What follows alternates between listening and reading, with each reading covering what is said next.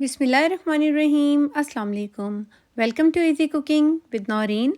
आज मैं आपके साथ आलू की तिहारी बनाने की एक बहुत ही ज़बरदस्त सी रेसिपी लेकर आई हूँ। हैदराबादी स्टाइल में हम आज आलू की तिहारी बनाकर तैयार करेंगे। सारे पुराने तरीके भूल जाएं, बस एक बार मेरे तरीके से ये आलू की तिहारी बनाएं, आपका दिल ही खुश हो जाएगा। बहुत ही ज़बरदस्त और आसान सी रेसिपी है और घर में सभी को पसंद आने वाली ये रेसिपी है।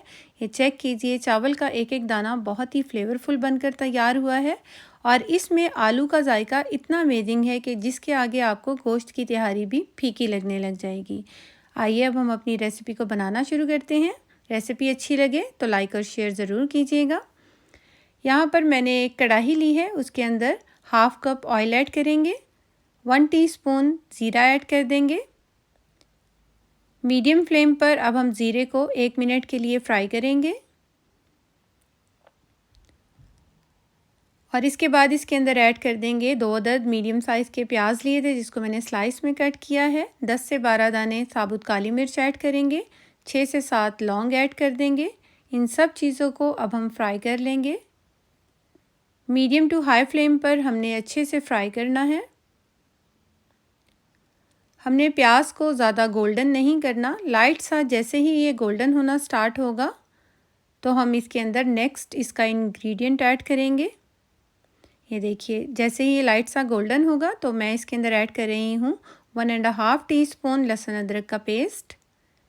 1 मिनट के लिए लहसुन अदरक के पेस्ट को भी भून लेंगे और इसके बाद हम इसके अंदर ऐड करेंगे टमाटर और हरी मिर्च। 2 अदद टमाटर लिए थे, जिसको मैंने रफली सा कट कर लिया है और 2 से 3 हरी मिर्चें ली हैं, इसको भी मैंने दरमियान में से कट कर लिया है। 1 से 2 मिनट हमने टमाटर को भी मीडियम टू हाई फ्लेम पर पकाना है कि टमाटर अच्छे से सॉफ्ट हो जाए। और अब हम इसके अंदर ऐड करेंगे मसाले, जिसमें मैंने 1.5 टीस्पून नमक ऐड किया है, आप अपने टेस्ट के अकॉर्डिंग ऐड कीजिएगा। 1 टीस्पून सुरख मिर्च का पाउडर ऐड किया है, 2 टीस्पून धनिया पाउडर, 1 टीस्पून हल्दी पाउडर। अच्छी तरह से मसालों को मिक्स कर देंगे और इसके बाद हम इसके अंदर ऐड करेंगे 1 टीस्पून भुना हुआ और कुटा हुआ ज़ीरा। साथ ही हम इसके अंदर दही ऐड कर देंगे। 4 टेबलस्पून मैं यहाँ पर दही के ऐड करूँगी और दही ऐड करते वक्त मैंने चूल्हे की फ्लेम बिल्कुल आहिस्ता कर दी थी। इस तरह करने से दही जो है वो फटता नहीं है, उसका दाना नहीं बनता और बहुत अच्छे से स्मूथ सा उसका टेक्सचर रहता है। और जब दही अच्छे से मिक्स हो जाएगा तो हम चूल्हे की फ्लेम फिर से मीडियम कर देंगे और इसके अंदर थोड़ा सा पानी ऐड करेंगे। तकरीबन 3 से 4 टेबलस्पून के करीब मैंने पानी ऐड किया है ताकि मसाले जले ना।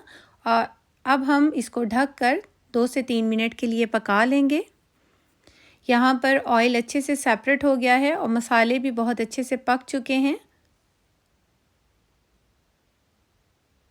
यहाँ पे ये चेक कीजिए, यकजान हो गए हैं और अच्छी तरह से ये पक चुके हैं। अब हम इसके अंदर आलू ऐड करेंगे। मैंने 4 अदद बड़े साइज़ के आलू लिए थे, जिसको मैंने इतने साइज़ में कट कर लिया है। ये आधा किलो से थोड़े से ज़्यादा आलू हैं। अब हम आलू को मसाले के साथ अच्छी तरह से भूनेंगे। 4 से 5 मिनट आपने मसाले के साथ आलू की भुनाई करनी है मीडियम फ्लेम पर।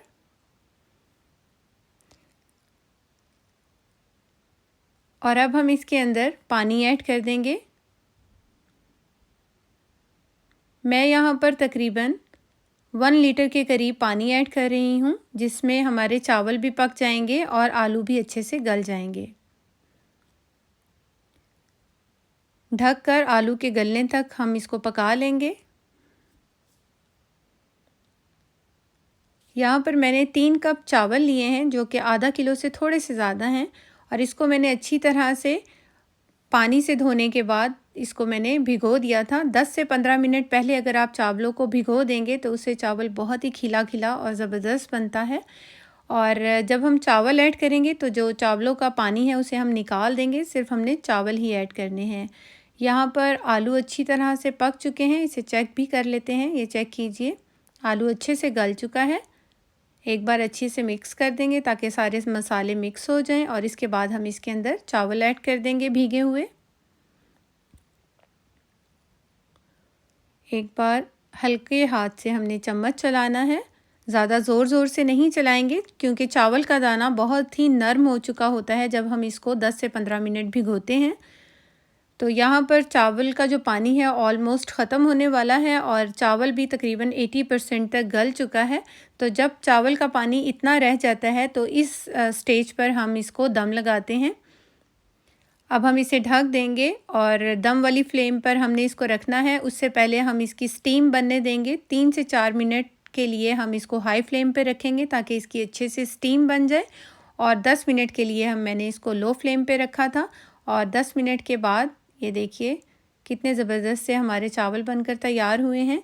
थोड़ा सा हरा धनिया और हरी मिर्च इसके ऊपर डालेंगे और ये खिले खिले से ज़बरदस्त से हमारी आलू की तिहारी बनकर तैयार हो गई है। बहुत ही आसान और अमेजिंग सी रेसिपी है और बहुत ही फ्लेवरफुल बेसिक मसालों से बनकर तैयार होती है। झटपट से ये आप बनाकर तैयार कर सकते हैं। ये चेक कीजिए और खुशबू में भी बहुत ही आला होती है क्योंकि हमने इसमें मसाले की इतनी अच्छे से भुनाई की है जिसकी वजह से इसका जायका बहुत ही अमेजिंग हो जाता है। आलू इतना फ्लेवरफुल बनकर तैयार होता है कि बच्चे बड़े सभी इसको बहुत शौक़ से खाते हैं। ये चेक कीजिए कितने ज़बरदस्त सी हमारी आलू की तिहारी बनकर तैयार हुई है। रेसिपी अच्छी लगी हो तो इसे लाइक और शेयर ज़रूर कीजिएगा और अगर अभी तक आपने मेरे चैनल को सब्सक्राइब नहीं किया तो वो भी कर लीजिएगा। Thanks for watching. अल्लाह हाफिज़।